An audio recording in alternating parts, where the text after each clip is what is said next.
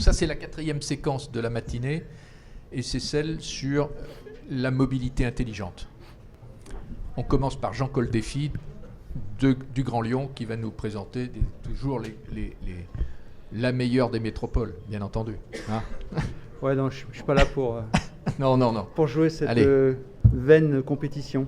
Je vais vous présenter donc les résultats d'un projet qui s'appelle Optimode Lyon, qui s'est traduit très concrètement par une application, pas que celle-là, mais il y a d'autres livrables de ce projet, mais une application qui s'appelle Optimode Lyon, développée par la société Cityway. Et je vais vous présenter surtout comment est-ce qu'on est arrivé à développer ce type d'application. Donc cette application, elle est lancée sur Android aujourd'hui. Elle sera en iPhone fin août et en Windows Phone fin d'année. Elle est sous maîtrise d'ouvrage privée. Je tiens à insister là-dessus parce que c'est aussi une autre innovation. C'est une application que personnellement je trouve géniale. Pourquoi ? Parce qu'elle intègre sur un territoire qui dépasse les frontières administratives de la métropole, mais qui regarde vraiment le pôle d'attraction d'une métropole. Voilà, vous et moi, on se fout un peu des frontières administratives quand on se déplace. Hein. Donc, c'est toute la mobilité. Quand je dis toute la mobilité, c'est les TER, les transports départementaux, les transports publics urbains, les vélos libre-service, Vélove à Lyon. On a tout ce qui est trafic routier, urbain, départementaux, interdépartemental, etc. On a de la prédiction de trafic à 1 heure. On utilise des données historiques de trafic et donc les temps de parcours que l'on met en voiture sont extrêmement fiables, bien plus fiables que ceux des GPS de voiture. On a un calculateur d'itinéraire temps réel intermodal. J'insiste là-dessus, ce n'est pas que des TC. On met aussi la voiture, puisque si on veut toucher une clientèle autre que les transports en commun, il faut s'adresser aux autres, c'est-à-dire la voiture, qui représente grosso modo la moitié de la part modale en ville en Europe, et à Lyon en particulier. Et il y a une fonction de GPS multimodal, c'est-à-dire que vous prenez votre petit déjeuner le matin, votre train est supprimé, ou votre parc relais est plein, ou il y a un méga carton sur votre itinéraire habituel. Vous êtes prévenu avant de partir et vous ne vous retrouvez pas dans la nasse, piégé. Et on vous propose, comme un GPS de voiture, des itinéraires alternatifs, sauf qu'on joue sur l'ensemble des possibilités de mobilité. Donc c'est une appli qui est, ça fait 20 ans que je travaille dans le secteur, qui est unique au monde, puisqu'elle rassemble l'ensemble des modes, elle conjugue l'ensemble des modes, elle travaille avec le temps réel sur l'ensemble des modes. Voilà.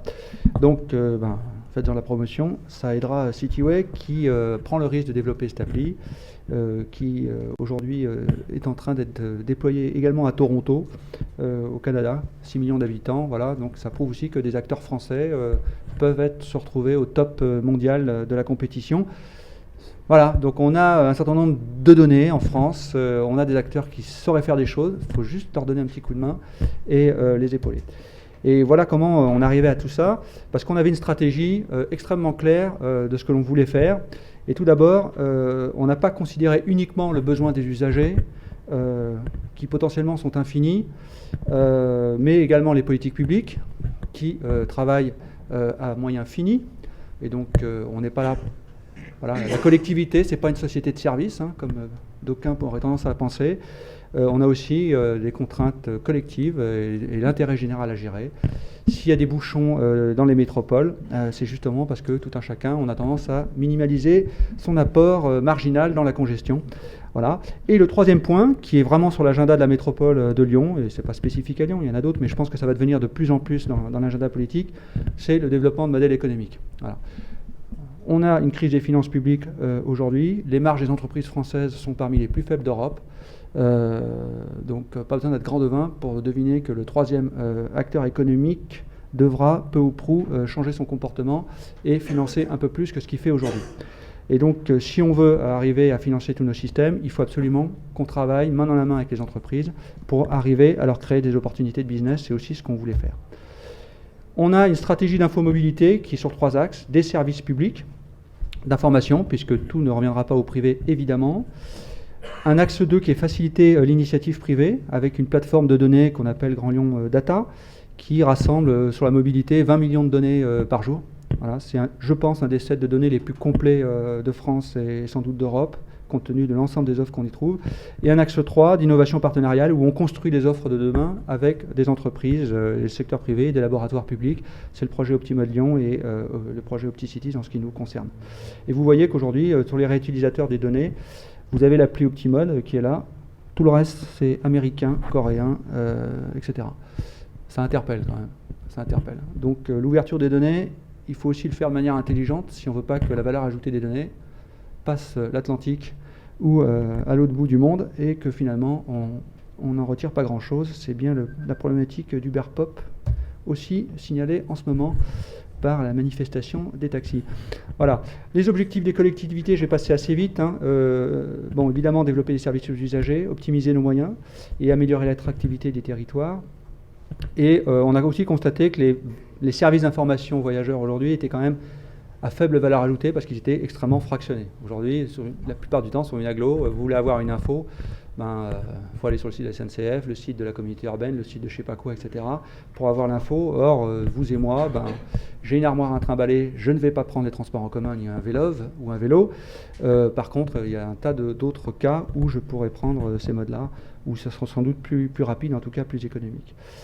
Le déploiement sous maîtrise d'ouvrage public, c'est un frein à l'innovation. On a un truc qui s'appelle le Code des marchés publics en France, que je ne vous invite pas à lire parce que c'est assez fastidieux, et qui est tout sauf souple. Et le rythme d'évolution des technologies, qui est de l'ordre de 12 à 18 mois, ne permet pas, est relativement incohérent avec le manque de flexibilité de ce corpus réglementaire. Et puis, on a aussi, dans le contexte, beaucoup d'initiatives sur l'open data, l'ouverture des données. Alors, j'allais dire là-dessus, il faudrait quand même tuer quelques mythes propagés pour des raisons quasi idéologiques, parce qu'en France, on aime bien rentrer en religion. L'ouverture des données favoriserait ex nihilo la création de services et des modèles économiques extrêmement importants. Je pense qu'il y a beaucoup d'autres freins, et si c'était vrai, il y aurait énormément d'entreprises qui auraient émergé sur les collectivités, qui ont ouvert leurs données très tôt. Je pense à Rennes et à d'autres. D'autres freins, on a quand même quelques sociétés du web qui créent une distorsion de concurrence qui est quand même majeure, avec des modèles économiques que je qualifierais un peu de pervers, du type Waze, qui s'est revendu 37 fois son chiffre d'affaires cumulé. Donc ce sont des boîtes qui se montent avec des fonds d'investissement dont leur seule optique, business model, c'est de se faire racheter par un très gros qui est là pour capter une part maximale d'audience pour éviter que des concurrents n'émergent. Voilà, si c'est ça qu'on veut, continuons. Il y a d'autres modèles, type Blablacar, qui, eux, n'a pas fait le choix de se vendre à Google et consorts, et qui a un vrai modèle entrepreneurial de développement. D'autres freins aussi pour le développement de ce type de boîte. Blablacar a été chercher 100 millions d'euros. Ils ne les ont pas trouvés en France. Ils les ont trouvés ailleurs. Ça aussi, ça interpelle. Donc il y a beaucoup d'autres freins que l'open data. C'est certainement une condition nécessaire, mais absolument pas suffisante pour le développement de nouveaux services d'information. Alors déjà, on a voulu construire des services ayant de la valeur. Donc on est sorti d'une logique par silo, comme je l'expliquais, en rassemblant l'ensemble des données, qu'elles soient publiques ou privées. Donc aujourd'hui, on a aussi tous les parkings qui sont des données privées. On a les aéroports qui sont des données privées, etc. Donc on a été chercher un peu tous ces gens-là et on a rassemblé, contracté avec eux pour mettre à disposition ensuite de tiers l'ensemble des données d'un territoire, qu'elles soient publiques ou privées. Et derrière, on cherche donc à développer de nouveaux services ayant de la valeur pour les usagers et donc de nouveaux modèles économiques. Voilà. La difficulté dans le numérique, c'est que les entreprises en France sont prises en sandwich entre un secteur public omniprésent. Est-ce que c'est au secteur public de développer des applications de mobilité? J'en suis absolument pas certain, je suis même plutôt persuadé du contraire. Et puis les grands acteurs d'Internet. Et ces deux acteurs-là, ils font des choses gratuites. Comment voulez-vous qu'une boîte arrive à se monter? Elle n'a pas la notoriété, et en face d'elle, elle a deux gros acteurs qui écrasent le marché avec des services gratuits. Sur Lyon, la part de l'application des transports en commun lyonnais, c'est 70%, la part de Google, c'est 70%. Voilà. Gratuits tous les deux, ça va être compliqué. Ça va vraiment être compliqué. Donc si on ne laisse pas des espaces, ça sera très compliqué. Voilà. Donc l'open data ne fera pas tout. Ce genre de recette magique, ça se saurait si c'était vrai. Voilà. Donc on a mis en place des licences pour gérer ces risques, c'est-à-dire qu'on collecte la donnée et on met à disposition avec la plupart du temps, 95% du temps, une licence Etalab classique. Et puis pour des données un peu plus sensibles, des licences qui conditionnent la mise à disposition à une compatibilité des services produits avec les politiques publiques. Je prends un exemple parfaitement d'actualité. L'appli Transitap intègre les données des transports en commun lyonnais et vient d'intégrer Uberpop sur son service. Bon, je pense qu'on va demander à Transitap de retirer UberPop, sinon ils n'auront pas les données TCL. UberPop, c'est illégal. Voilà, point. La métropole de Lyon, elle a la compétence des taxis, et donc on est tout à fait légitime à regarder cette affaire-là. Le deuxième sujet, c'est le deuxième risque, c'est effectivement le risque monopolistique, et donc à partir d'une part de marché de position dominante, estimée à 40% par la Commission européenne, on applique une redevance, et tous ceux qui sont largement en dessous, se voient appliquer 0, puisque le principe c'est la gratuité pour permettre le décollage des services. Voilà, donc l'union fait la force, il faut rassembler les données, ça c'est un premier point, donc c'est vraiment à la collectivité de jouer ce rôle de tiers de confiance, de rassembler l'ensemble des données du territoire, qu'elles soient publiques ou privées, pour les remettre à disposition du public. Et puis donc sur ce schéma, vous voyez la récupération des données et les conventions de réutilisation auprès d'autres acteurs. On a mis en place également un label pour aider des boîtes qui n'ont pas la renommée des transports en commun locaux, de Google, de la SNCF, pour se faire connaître. Voilà. La SNCF lance une appli, elle fait 100 000 téléchargements dans la journée. Cityway lance une appli, ils font 1000 téléchargements dans la journée parce que personne ne sait qui est Cityway. Voilà. Donc c'est ce genre de choses auxquelles on travaille. Donc demain, par rapport à ces travaux qui aujourd'hui sont en phase d'aboutissement. Donc effectivement, il faut qu'on réussisse le pari du modèle économique qui reposera sur un modèle freemium, publicité et participation de l'usager. Le deuxième pari, c'est la portabilité des applications d'une ville à l'autre. Il est évident que si vous voulez asseoir un modèle économique que sur une ville, c'est compliqué. L'asseoir sur 20, 30, 40, 50 villes, c'est beaucoup plus facile. Le troisième sujet, je pense, qui est vraiment devant nous et qu'il faut regarder comme devant devenir un standard dans les années à venir, c'est un support unique d'accès aux services urbains et de mobilité et qui permettent ensuite de combiner information à l'usager et accès aux services. On a un projet qui s'appelle le Pass Urbain sur Lyon que l'on lance en ce moment et qui vise à mixer trois mondes, le monde de la mobilité, entre guillemets, douce, transport en commun, vélo, etc. Le monde des services urbains, les bibliothèques, les musées, etc. Et le troisième monde qu'il ne faut pas oublier, c'est le monde de la voiture, le péage routier, les parkings, etc. Et parce qu'effectivement, si on veut avoir une tarification intégrée de la mobilité, il faut absolument intégrer ce troisième monde dans ce type de réflexion. Voilà, j'en ai fini. Merci beaucoup, Jean. Je ne peux que adhérer...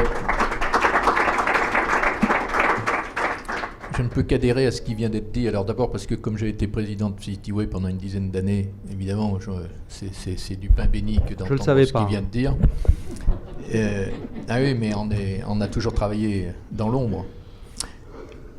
Et puis surtout parce qu'il y a eu une vision politique phénoménale à Lyon. Je crois que ça, c'est le premier élément qu'il faut souligner.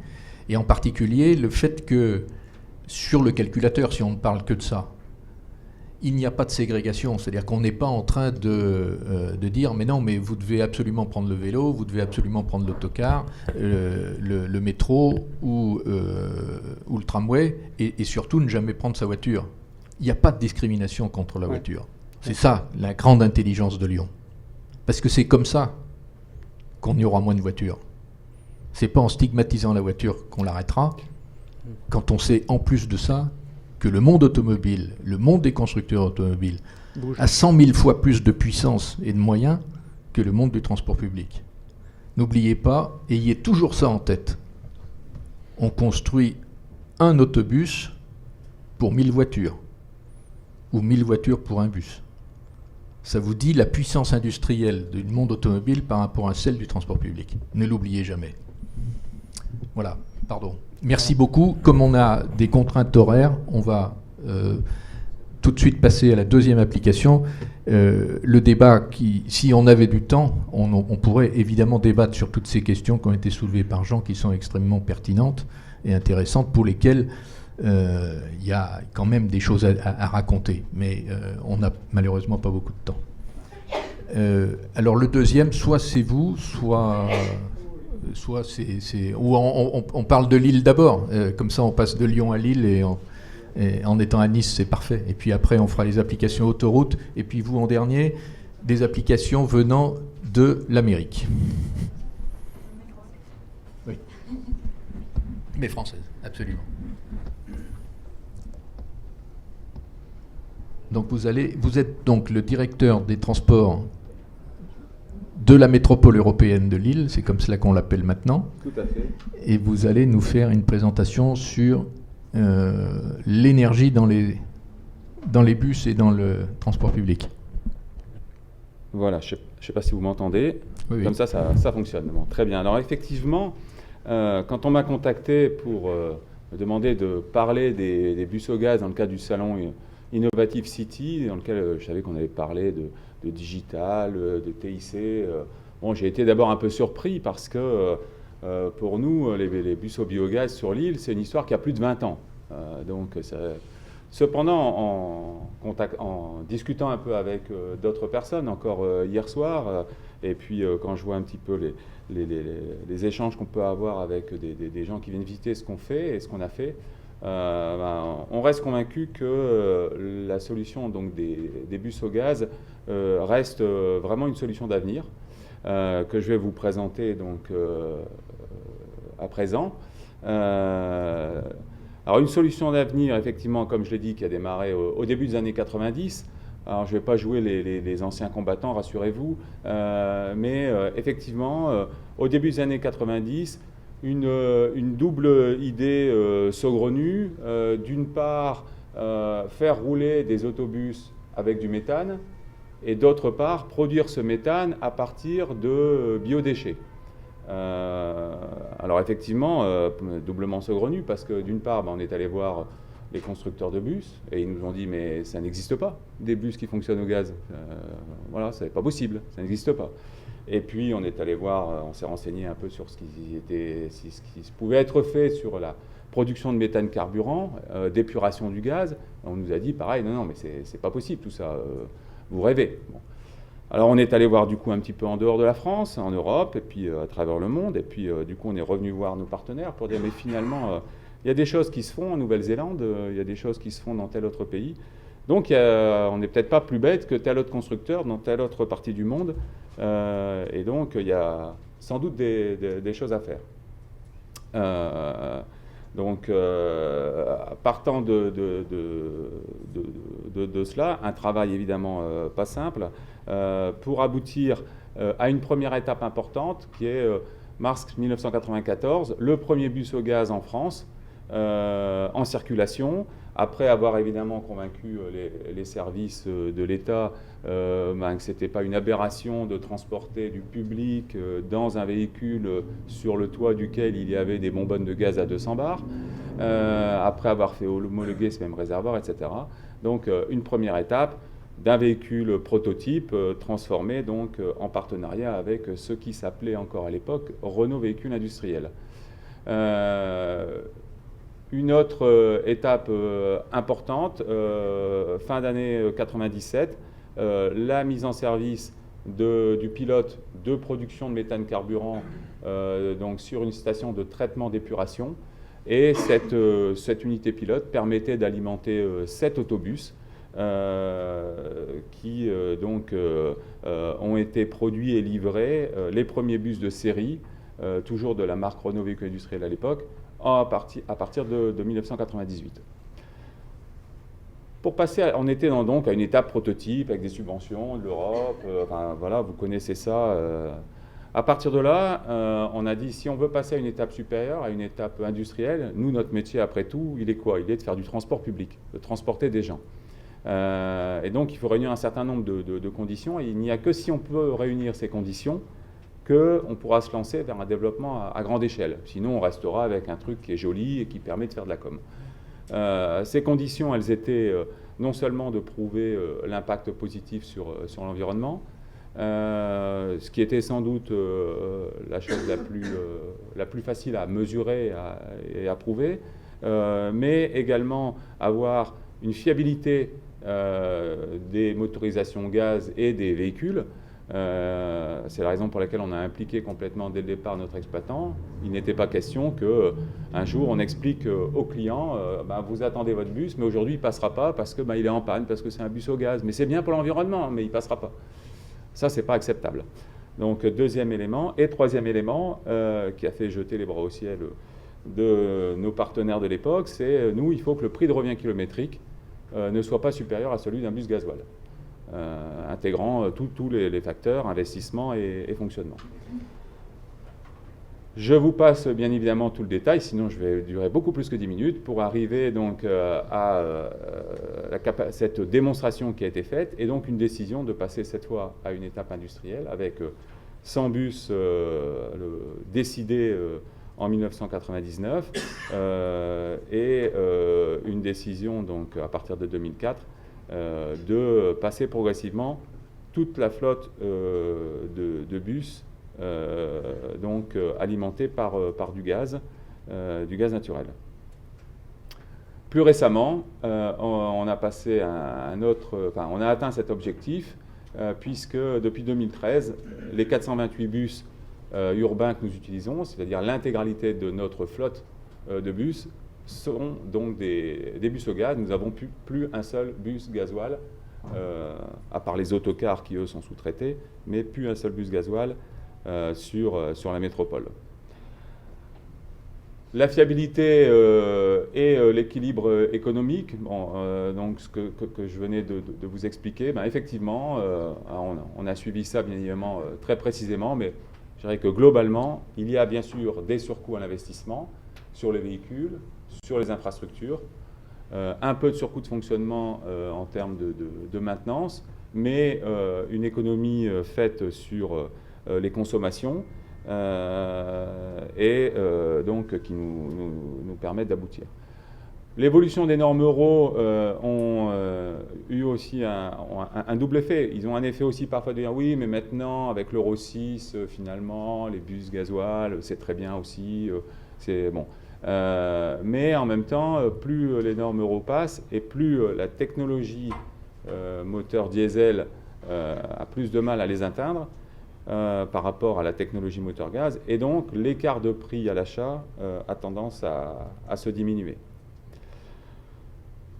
Les avantages écologiques, bien évidemment, on pense aux polluants normés, mais il y a également tous les autres constituants de ce qui est rejeté donc, au pot d'échappement, d'une part, et d'autre part, un autre élément non négligeable et sans doute le plus apprécié de la clientèle, c'est le bruit et les vibrations.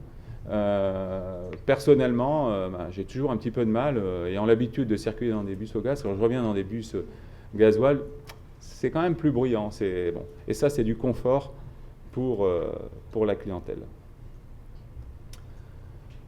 Le projet donc s'est développé bien évidemment autour d'infrastructures. Le premier dépôt de bus développé pour les bus au gaz donc, a été un dépôt de bus adapté donc, dans les années 2000. On avait fait le choix là, de maîtriser l'intégralité du process, donc de construire nous-mêmes la station, de faire construire la station de compression avec une alimentation donc, à la place des autobus. Par la suite, nous avions 2 autres dépôts qui étaient extrêmement anciens, que l'on devait reconstruire. Donc ça a été effectivement pour nous une facilité quelque part. C'est plus facile de partir de quelque chose de nouveau. Donc nous avons construit 2 nouveaux dépôts, pour le coup vraiment complètement pensés pour alimenter des bus au gaz, tant dans le côté alimentation, mais que dans le côté également sécurité, maintenance de ces véhicules. Le plus récent étant sur une commune qui est près de la frontière belge qui s'appelle Waterloo, et celui sur lequel je voudrais m'attarder juste un tout petit peu plus de temps, c'est celui sur une autre commune, qui est cette fois plutôt au sud-ouest de la métropole, mais qui a la particularité donc, sur un site de regrouper en même temps au nord donc, le dépôt de bus, là, encadré en rouge, on voit les places de stationnement bus, et au sud un site qui a été construit par nos collègues de la métropole en charge du traitement des ordures ménagères, qui est ce qu'on appelle le centre de valorisation organique, qui est un site qui, à partir de la fraction fermentescible des déchets ménagers, produit du biogaz et du compost, et le biogaz est épuré pour en faire donc du méthane carburant. Et entre ces deux infrastructures, il y a un boulevard qui avait été créé, et travers ce boulevard, une canalisation qui vient alimenter la station d'épuration qui est ici, au milieu. Et on a donc deux canalisations, une canalisation gaz naturel et une canalisation biogaz qui alimente cette station de compression. Quelques dates, je ne vais pas rentrer dans le détail du déroulé donc de la construction donc de ce centre de valorisation organique.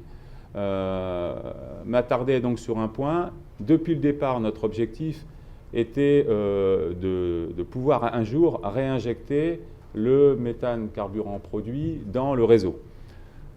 Au début des années 90, c'était très compliqué. C'est la raison pour laquelle on a dit on va prouver que le méthane carburant produit est de bonne qualité et on va le mettre dans des moteurs de bus. Si un moteur de bus l'accepte, normalement un réseau de transport de gaz devrait pouvoir l'accepter aussi. Donc ça a été effectivement toute la démarche du projet et la façon dont a été aussi pensé le centre de valorisation organique. Je vous l'ai dit, il peut alimenter donc, et il a alimenté en direct le dépôt de bus. Mais depuis 2012, nous avons obtenu enfin l'autorisation de réinjecter ce gaz dans le réseau, ce qui prend quand même un énorme avantage. C'est que ce que je vous ai présenté, construire un site de production et un site d'utilisation l'un en face de l'autre, c'est quand même pas évident du tout. Pouvoir séparer les deux, c'est quand même beaucoup plus pratique.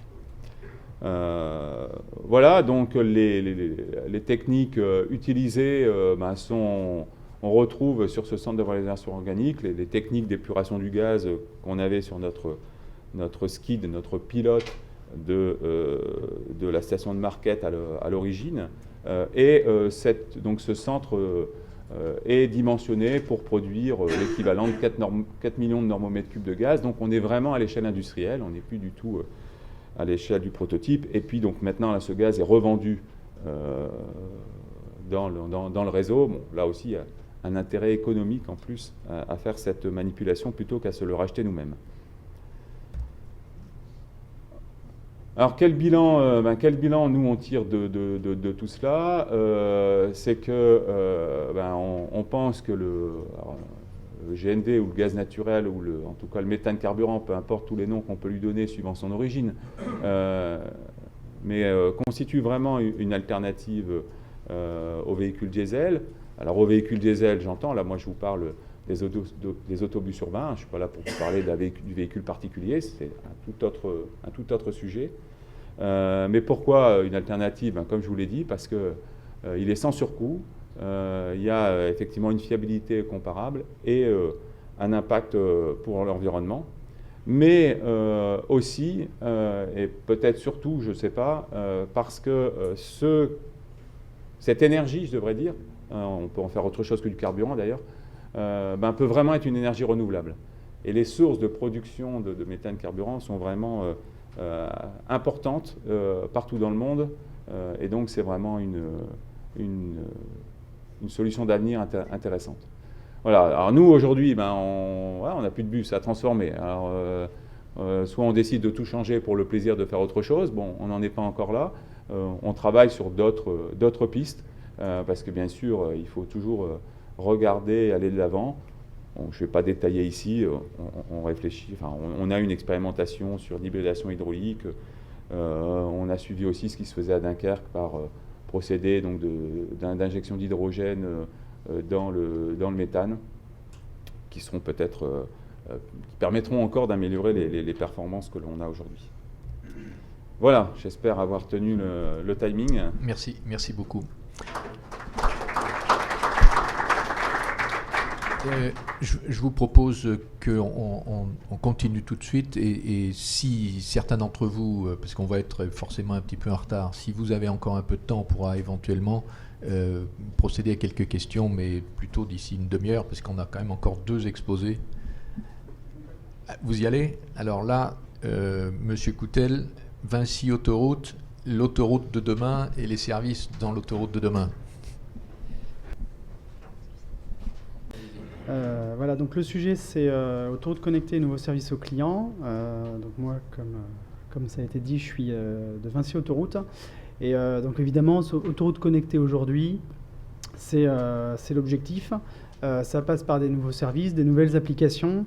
Et le sujet dont je vous parle, c'est pour un grand groupe comme Vinci Autoroute, comment on se dote de la capacité d'agilité pour justement identifier des nouveaux services, les développer, les mettre en œuvre et les animer. Donc le contexte, quelques éléments de contexte, mais que vous connaissez, mais c'est que en matière de nouveaux services, de nouvelles initiatives, de nouveaux moyens, en quelques années, les choses ont énormément évolué. Le taux de pénétration des smartphones et donc le taux de digitalisation des automobilistes et en fait des personnes de manière générale a augmenté significativement. 100% on est 100% à avoir un téléphone portable. D'après mes chiffres, ARCEP, 60%, donc 6 personnes sur 10 ont un smartphone. Aujourd'hui, on n'imagine plus être déconnecté. Et les services il y a quelques temps, c'était du service de masse. Aujourd'hui, on passe à des services personnalisés. On ne veut plus avoir l'information généraliste et à nous de faire le tri. On veut que l'information qui nous parvienne, elle soit personnalisée, elle tombe au bon moment et qu'elle nous soit utile. Et en contrepartie de ça, eh bien, on donne des droits d'utilisation de nos données personnelles. Voilà, mais c'est un deal. Et pour en revenir à la mobilité, il y a aujourd'hui des initiatives qui se développent, des usages qui se modifient. Donc, Claude Arnaud nous disait qu'il y a encore, pour un bus, 1000 véhicules particuliers qui sont vendus. Ça va peut-être changer. Ça peut évoluer, mais c'est vrai que voilà, c'est la tendance de fond. Mais néanmoins, l'utilisation de la voiture évolue. Et donc c'était Jean Coldefy qui disait ça. Il y a Blablacar, une comète, une start-up, une success story française qui a levé 100 millions de dollars aujourd'hui. Bon, ça veut dire quelque chose. Ça veut dire que ça reste plus marginal. C'est plus 0,1% des usages qui fonctionnent avec du covoiturage. Ça devient significatif.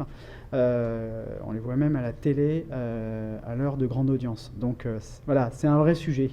Et à côté de ça, on a plein de moyens qu'on commence à explorer, utiliser, qu'on commence à comprendre. C'est, même s'ils sont développés, c'est les réseaux sociaux, c'est le big data, c'est la capacité de la foule à produire de la donnée. Waze l'a bien démontré. Voilà. Donc ça, c'est le contexte.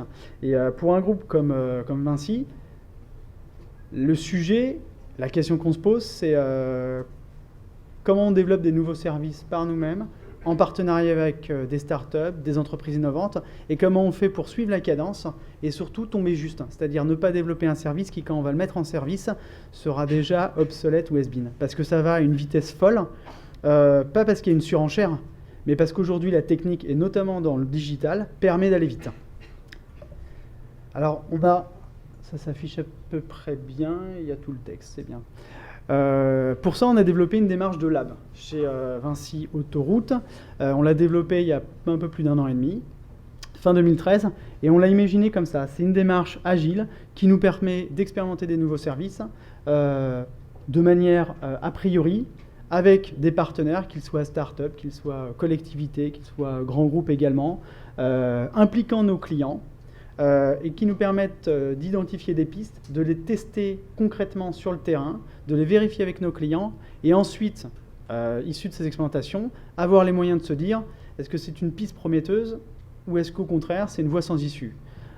Et ça, dans des temps courts. Donc notre approche de lab, elle repose sur trois points. Un premier point, une première activité de pépinière, créativité, idéation, recherche d'idées, détection. On n'est pas que dans les idées, on est aussi détection de start-up. Avec quelle start-up pourra-t-on expérimenter et pourra-t-on collaborer et développer des services demain? Une activité d'accélération de projets, parce que nous, en tant que grand groupe, et je vous le montrerai comment, on a la capacité d'accélérer des projets et faire que des projets émergents deviennent des projets solides et qu'ils se transforment en initiatives et en services pérennes. Et quelque chose qui nous est propre en tant que gestionnaire d'infrastructures de transport qui voit passer des flux importants de personnes, une activité de Living Lab. L'idée étant, vous l'avez compris, de transformer le réseau autoroutier de Vinci Autoroute en zone d'expérimentation en conditions réelles. Donc, pour la pépinière, on a réalisé à 2 reprises des hackathons. Donc pour ceux qui ne connaissent pas ce format, c'est un concours d'open innovation organisé par un grand groupe qui convie des participants qui soient étudiants ou start-up sur un format court de 48 heures. Et pendant les 48 heures, en tout cas c'est comme ça qu'on fait les nôtres, du personnel du grand groupe et des participants brainstorm, font preuve de créativité et ont comme objectif de concevoir, d'imaginer et de concevoir, pas de développer en 48 heures, c'est pas possible, mais de concevoir des nouveaux services. Donc on en a organisé 2, un à Bordeaux et un à Nice dernièrement, et c'est quelque chose qui fonctionne très bien. On l'avait organisé à l'Alliance Riviera. On a eu quasiment 130 participants. On avait un tiers, 2 tiers de start-up. Ça fait mal. Sur celui-là, le sujet, c'était, vous l'avez vu avant peut-être, c'était réinventer l'expérience client avec des services numériques. Et pour les sujets, autoroute, aéroport, stade. Donc c'était très large. On était dans le serviciel, on était dans l'accompagnement du client. Et on a eu 29 projets et on a retenu 6 lauréats. Vous allez voir ce qu'on fait avec eux justement dans cette démarche d'accélération de projet. Donc là, c'est une dizaine d'équipes qui se sont présentées, qui ont été repérées lors de ce hackathon et que l'on accélère maintenant. Parce qu'elles sont pour partie start-up et notre rôle, on se dit que c'est les aider à se développer parce que ça, en tant qu'industriel, on a la capacité de le faire. Et on a l'intérêt, si derrière il y a des initiatives qui naissent, des prototypes qui sont développés, des prototypes qu'on puisse tester avec des clients pour toujours, dans cette idée, d'identifier, d'expérimenter des pistes et de les confirmer ou pas. Ça s'affiche vraiment très mal. Bon, ça c'était ce qu'on fait en termes de pépinière à idées et détection de nouvelles initiatives. On a aussi donc une activité de Living Lab. Cette activité, elle consiste à transformer le réseau autoroutier en zone d'expérimentation. Donc très concrètement, ce qu'on fait, soit une start-up nous contacte, soit nous, on va à la recherche d'une start-up. Et ensuite, on conçoit ensemble de réaliser l'expérimentation de son service sur notre réseau avec nos clients, en l'adaptant évidemment à un business case autoroute. Donc je vous présente 3 initiatives qu'on a développées. Une première initiative a été développée et porte sur les éco-gestes et ce sujet, donc développé par Bison Futé par exemple, qui est de décaler son heure de départ au moment des grands départs en vacances pour éviter de se retrouver dans la congestion, éviter d'augmenter la congestion et surtout gagner du temps in fine et être dans une démarche de mobilité un peu plus responsable et durable. Ça, on l'a fait avec une start-up et on a proposé à nos clients abonnés, donc équipés du badge, et donc que l'on sait voir passer sur l'autoroute, de décaler leur horaire. Et si on les voit partir en décalage des heures de pointe, via ce partenariat avec cette start-up qui développait un programme de ce type, on les crédite en points. Et avec ces points, ils ont droit à des remises ou ils ont droit de gagner des cadeaux dans des jeux concours qu'on organise. Voilà, donc c'est une démarche qui active 2 leviers. C'est une démarche de mobilité responsable et qui ensuite, pour convaincre, active un levier de gamification, parce qu'évidemment on est sur une dimension ludique, mais également d'incentive. C'est quelque chose qui a très bien fonctionné. Comme vous le voyez à peu près, c'est un programme qu'on a expérimenté à peu près pendant 1 an, avec une communication d'expérimentation, donc du mailing, enfin une communication légère, et il a néanmoins su convaincre 20 000 clients. Il y a 20 000 de nos clients abonnés au télépéage qui ont participé activement à cette initiative. Sur un autre sujet, la découverte du territoire, donc la connexion entre l'autoroute et les territoires et les clients qui circulent dessus. On a travaillé avec une autre start-up dans la réalité augmentée, et on a développé une application qui simplement, quand on la lance sur une aire de repos ou de service, permet de voir en réalité augmentée ce qu'il y a à visiter, les bons plans, les sites touristiques à proximité de l'aire. Donc on interconnecte nos clients avec les richesses du territoire. C'est également quelque chose qui a très bien fonctionné, parce qu'il y a quasiment spontanément, on avait réalisé quelques affiches sur les aires concernées qui permettaient de se connecter sur iTunes et de télécharger l'application que la startup a développée avec nous. Et uniquement comme ça, avec des points de recrutement très ponctuels, il y a plus de 10 000 clients qui ont testé ce service et qui avaient la possibilité de nous faire des commentaires et qui trouvaient l'initiative extrêmement intéressante. Donc, seconde piste confirmée. Et la troisième, on est dans les nouveaux usages de la mobilité. Donc il y a le covoiturage, c'est on fait un trajet ensemble et on en partage les coûts. Et il y a l'autopartage, c'est on utilise tour à tour la même voiture et donc on en partage les coûts. On en revient au même. C'est quand même le nerf de la guerre dans l'économie collaborative. Et donc on a une collaboration avec une start-up qui s'appelle Coolicar, qui est dans l'autopartage entre particuliers. Leur point fort, c'est qu'ils proposent un autopartage sans échange de clés. Et l'autre point fort, c'est qu'ils sont soutenus par la Maïf, qui est leur assureur tout risque et qui est aussi leur actionnaire, qui a injecté 2,6 millions dedans. Ils s'installent à Nice. Je crois qu'ils ont une séance de points presse et communication demain. Donc, si vous voulez rencontrer, à mon avis, vous pouvez le faire. Et nous, on trouve l'initiative extrêmement intéressante parce que c'est un nouvel usage de la voiture et surtout dans une économie de moyens.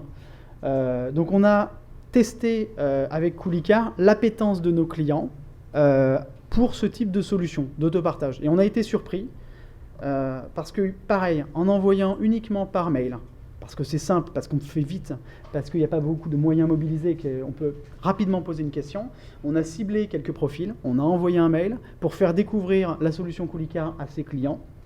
Et on a eu,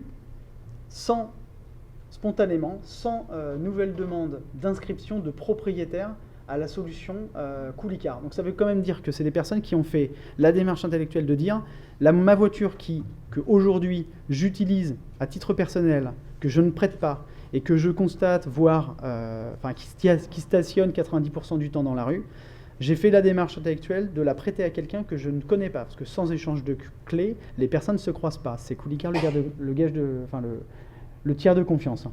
Et donc, alors les 100 demandes d'inscription, c'était à peu près une personne pour 1000. Donc ce qui veut dire que c'est un très bon taux de transformation, et ce qui veut dire qu'on va continuer de collaborer et de travailler avec Coolicar.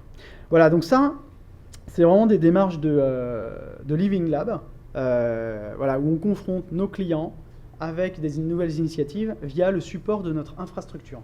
Et c'est quelque chose qui permet d'aller très vite pour tester si un service fonctionne techniquement, s'il a un marché naissant, s'il rencontre ses clients, et surtout c'est quelque chose qui, pour les startups qui travaillent avec nous, leur permettent d'avoir des retours marketing qualitatifs et quantitatifs surtout.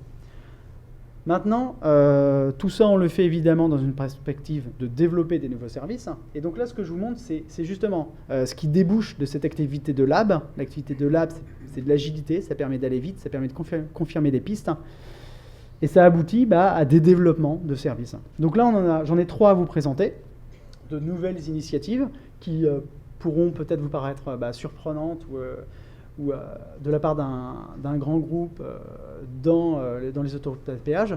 La première, c'est, vous l'avez peut-être vu, c'est un partenariat qu'on a lancé en avril avec Blablacar. Et donc on a mis en place un partenariat où on s'engage à faire la promotion du covoiturage, mais c'est pas tout. On a développé une offre d'abonnement télépéage spéciale pour ceux qui font du covoiturage et qui les libère des frais de gestion à partir du moment où ils ont fait 2 trajets en covoiturage. Donc souvent quand on fait un trajet en covoiturage, le retour on le fera aussi. Donc ça tombe bien. Et on a aussi le projet qui a déjà commencé d'installer des points de rencontre sécurisés pour les personnes qui font du covoiturage. Voilà, sur ces 3 sujets, on avance avec Blablacar et c'est quelque chose qui fonctionne très bien. On a un autre sujet, on parlait de Waze. On a mis en place un partenariat avec Waze. Et avec Waze, en fait, ce qu'on fait, c'est qu'on complète l'information trafic. Aujourd'hui, sur notre réseau, via notamment la radio qu'on a, Radio 107.7, Radio Vinci Autoroute, on connaît très bien ce qui se passe sur notre réseau. On a la capacité d'apporter une information précise et réactive à nos clients. En dehors de notre réseau, c'est plus compliqué. Et c'est ça que nous apporte Waze. C'est apporter une information trafic plus porte à porte, donc plus personnalisée vis-à-vis de nos clients. Voilà, c'est un partenariat qui se met en place et qui fonctionne lui aussi très bien et qui est nouveau, mais qui a été mis en place très rapidement. Et la dernière initiative, c'est l'initiative qu'on a lancée avec Tractel. Alors pour l'histoire, Tractel, c'est une start-up qu'on a détectée au hackathon de Nice. Donc c'est pour vous dire qu'en fait ça marche. Un hackathon, c'est aussi simplement une opportunité de casting et de mise en relation. On passe 48 heures ensemble, donc à la fin, on se fait confiance. On se connaît, donc on peut travailler beaucoup plus rapidement ensemble. Et donc ça, c'était en avril. Et avec Tractel, on a déjà mis en place une initiative. Vous pouvez vous connecter dessus. Il suffit d'écrire dans Google Happy List attaché 107.7, donc 1077. Et vous allez arriver sur un site qui propose de voter pour des titres de musique sur une playlist qui est proposée. Ça s'adresse à ceux qui font du covoiturage. C'est pour que ceux qui font du covoiturage disent quel morceau ils préfèrent. Et ensuite, ces morceaux-là, le vendredi soir, Radio Vinci Autoroute les joue. Voilà. Donc c'est aussi une initiative avec une start-up qui est dans ce domaine, des playlists collaboratives, et qui nous permet d'accompagner et d'encourager le développement du covoiturage. Dernier point, plus interne, moins en partenariat, mais qui découle de ce qu'on fait dans nos expérimentations de services connectés, de mobilité connectée, c'est l'application Vinci Autoroute. Elle existe déjà. Là, on la rénove, on la dépoussière, on a repris son design, on a retravaillé son ergonomie, on s'est enrichi de tout ce qu'on a appris. Et on propose une application qui va être centrée sur, qui sera en téléchargement au tout début de l'été, et qui sera centrée sur 2 services clés, l'information trafic et le push d'événements à proximité de vous, donc information trafic personnalisée. Et deuxième fonctionnalité, c'est le fait de retrouver un espace abonné pour avoir sa facture et les trajets consommés pendant le mois en un clic.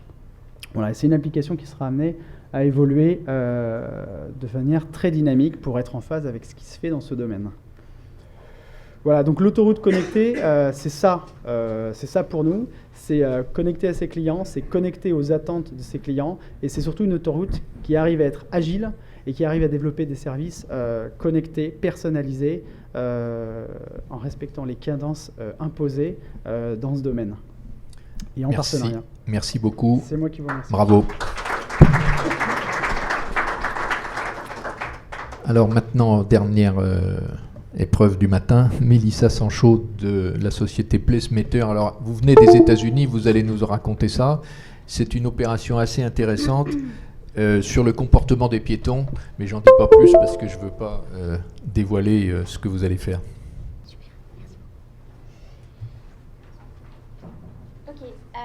Donc je vais tenter de faire bref puisqu'il me reste 1 minute. Ça va être très rapide. Je suis Mélissa Sancho, je suis directrice marketing de Placemater.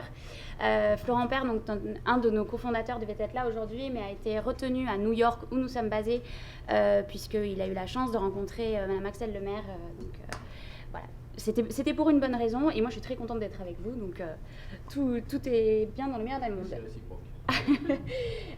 Donc Placemater en quelques mots, c'est une start-up qui a été montée donc à New York mais par 2 Français qui a récemment levé 8 millions d'euros auprès de fonds américains mais aussi français, puisqu'on peut très bien se faire financer par des fonds français. On est une plateforme d'intelligence urbaine, on quantifie le mouvement des villes à grande échelle. Je vais vous expliquer un petit peu plus concrètement par la suite. On est capable, en fait, grâce à notre technologie, d'extraire depuis des flux vidéo, qu'ils soient archivés ou live, des images et de les transformer en données tangibles. Quand je parle de données tangibles, je parle de la direction, de la quantité et également de la vitesse des piétons et des véhicules. On est capable de différencier un bus d'une voiture, d'un vélo, et on va être amené. Enfin, nos algorithmes sont déjà capables de reconnaître en fait le genre typiquement des piétons, mais c'est des choses quand même relativement sensibles, donc sur lesquelles on est plutôt précautionneux. Et il y a déjà tellement d'autres choses à faire que on reste focus sur le nombre, la direction et la vitesse. Alors, je suis ici aujourd'hui pour vous parler d'un cas pratique qu'on a mené, de projet que l'on mène avec la ville de New York. Juste un tout petit peu de contexte, d'ici à 2050, on va avoir, d'ici 30 ans, la population urbaine va réellement doubler. Donc ça, c'est issu d'une étude des Nations Unies. Cette croissance va nous amener plus de 2,5 milliards de personnes à l'intérieur des villes, donc plus de 2,5 milliards de citadins. Les raisons sont relativement simples, on connaît tous les sujets de l'urbanisation, mais les opportunités de travail, bien évidemment, toute la commodité liée à la ville fait que de plus en plus de personnes vont vouloir résider dans des zones urbaines. La ville de New York, elle est particulièrement impactée par ce phénomène. La ville de New York, c'est 8 millions d'habitants. Et là, je parle juste de la ville de New York. Il y a également le Grand New York, donc toute la région autour de New York, qui, elle, compte 22 millions d'habitants. Avec ce nombre donc, de 8 millions d'habitants, c'est la plus grande ville des États-Unis. Et entre quelques infos clés, entre 1995 et 2005, la population de la commune de New York a augmenté plus rapidement que celle de sa région. Donc on constate vraiment à l'échelle de cette ville ce qu'on a vu précédemment à l'échelle du monde. Avec cette croissance donc attendue, d'une croissance de près de 14%, la ville est confrontée à de véritables défis, et particulièrement dans le domaine de la mobilité. Nous, on travaille avec, donc la ville de New York est organisée avec différentes city agencies, une notamment particulièrement intéressante pour nous, donc c'est le Department of Transportation. C'est une agence qui compte plus de 4500 employés, c'est 900 millions de budget annuel. Bien sûr, comme indiqué dans le titre de l'agence, leur objectif, c'est de rendre le plus performant possible le trafic routier et piéton. Et c'est là que nous, on intervient beaucoup avec eux sur tous les modes de déplacement possibles que l'on peut trouver dans une ville. En janvier 2014, le maire de New York, Bill de Blasio, a décidé d'inscrire la ville dans un programme donc, international qui est la Vision Zéro. Ce programme, en fait, s'inscrit aussi dans le fait que à New York, toutes les 2 heures, il y a un accident de la route. Il y a plus de 4000 personnes qui sont blessées via un accident de la route. Et c'est la première cause de mortalité chez les enfants de moins de 19 ans. Donc face à ces chiffres-là, la ville de New York ne pouvait pas rester insensible et a décidé de souscrire à cette vision zéro. Pour entrer un petit peu plus dans le concret de nous, la manière dont on a travaillé avec la ville de New York, aujourd'hui, le comptage de piétons se fait de manière manuelle, avec un compteur comme on voyait dans les années 60. C'est complètement absurde en fait. Enfin, quand on sait toutes les innovations qu'il y a et toutes les technologies qu'il y a, ça paraît complètement absurde qu'une ville aussi grosse que New York mesure encore son flux piétonnier avec des compteurs comme cela. Donc nous, on a travaillé avec eux sur pas mal de projets. Je vais vous montrer, avant de rentrer dans les cas pratiques, une petite démo pour que vous compreniez bien ce que nous on fait, en espérant que la vidéo fonctionne. Voilà. Alors, je vais faire la vidéo. On a un stand juste à côté, donc je vous invite à venir nous voir et vous pourrez voir cette vidéo en temps réel. On est ici sur Times Square. Là, ce que vous voyez, vous, c'est des magasins, des piétons, une route et des véhicules qui passent. Ce que nos ordinateurs qu'on a entraînés depuis 2 ans voient, c'est des piétons qui se déplacent. Donc, ils sont identifiés. Chacun de ces objets mouvants est identifié et catégorisé. Donc là, on voit les piétons se déplacer. On a identifié qu'ici, il y avait l'entrée d'un magasin, donc on est capable de dire le nombre de personnes qui rentrent dans ce magasin, qui en sortent, les pics de fréquentation, etc.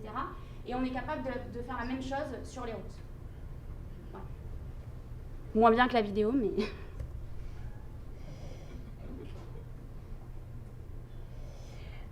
c'est... Non, mais c'est plus Innovative que City. la technique est pas terrible. Innovation. J'aurais dû emmener mon câble. C'est clair que... Ok. Je suis vraiment désolée. C'est clairement le défaut du système. Un peu. Ah, là, j'ai plus accès à cet écran. Putain.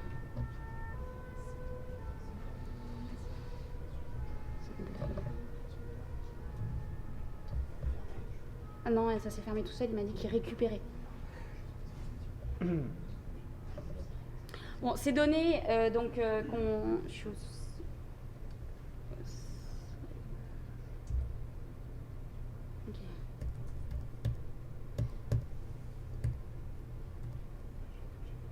Ok. Ces données, donc, on récupère, donc je vous disais, on est capable de mesurer les piétons, les véhicules, on les traduit dans des tableaux de bord comme celui que vous pouvez voir ici.